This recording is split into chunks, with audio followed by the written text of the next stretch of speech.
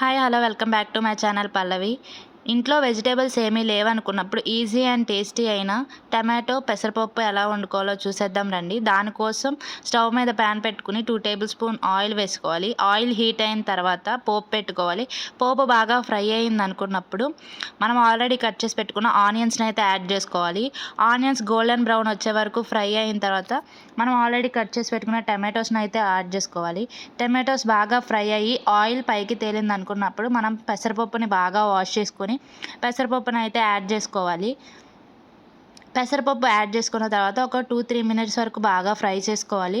Fry చేసుకొని 2 glasses of water పోసుకోవాలి. 1 glass పప్పుకి 2 గ్లాసెస్ ఆఫ్ వాటర్ పోసుకుంటే చిటికెడు పసుపు, 1 టేబుల్ స్పూన్ కారం, 1 టేబుల్ స్పూన్ ఉప్పు, కొంచెం చింతపండు యాడ్ చేసుకొని ఒక 20 మినిట్స్ వరకు బాగా కుక్ అవ్వనివ్వాలి.